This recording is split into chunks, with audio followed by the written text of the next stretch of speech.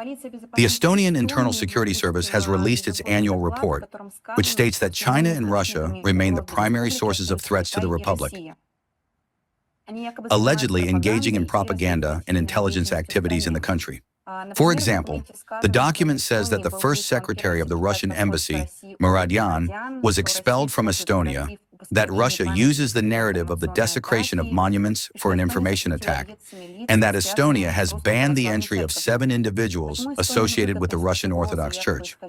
Why is it beneficial for Estonia to look for threats allegedly coming from Russia? How can our country counter attempts to slander itself? Well, you know, the other day there was another wave of Russophobia. Another opus by the Estonian Special Services was published, once again almost entirely dedicated to Russia. There, of course, it is told that allegedly the only existential danger to Estonia comes precisely from our country. No, not from energy instability, not from food issues in the world.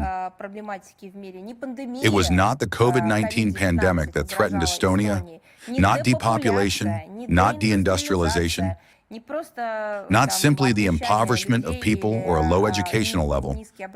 None of that, but specifically Russia. I want to say a banal thing. We will be sure to include links to this text and these statistics in today's briefing. When Estonia was alongside Russia within the framework of a single state, then there, as in other Baltic countries, education, industry, production, the economy, culture, science, technologies, theaters, cinema, and films developed in the most powerful way. Outstanding actors appeared who had a colossal audience, millions of viewers and fans. Literature, the national language, and dances developed. I remember very well what festivals used to take place in the Baltic countries. As a child, I was taken there and shown everything. National culture, songs, music, anything you like. Folklore, epics. Books were published, catalogs were published, exhibitions were held. What remains of all that now? Not even that very freedom of speech remains, which they seemingly received as their main achievement. Even that no longer remains, considering the fakes they spread every day, forbidding their citizens from gaining access to information. In this case, the document of these, God forgive me, Estonian Special Services abounds with all sorts of inventions about, as it was written, the activity of Russian Special Services, with their anti-Russian, Russophobic approaches and rhetoric. The Estonian authorities are striving with all their might to prove the, to put it mildly, not so obvious, the importance and usefulness of the country for NATO and the EU, and to receive new handouts in return, because it is the only way to earn a living. Who is the natural trading partner of Estonia and the Baltic countries?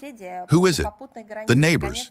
Neighbors across the Baltic, across the land border, and, of course, the largest neighbor, Russia. How wonderfully we traded. What remarkable prospects we had for mutual trade and economic ties and cooperation.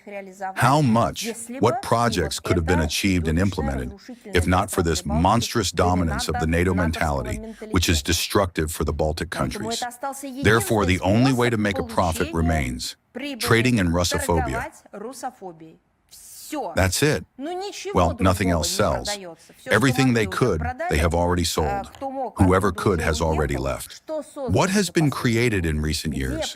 Where are the indicators of development or achievements? Some kind of famous, well, you know, Estonian space program or a stunning sports festival spanning all countries, whose residents come and enjoy, I don't know, enjoy at least something. What is left? I repeat, we will certainly provide all the figures regarding the state Estonia has been in for the last decades with its economy, industry, production, education, and science. We will duplicate all of these. Therefore, for all its unfriendly actions, the Estonian authorities have received and will continue to receive a corresponding, adequate response from the Russian Federation.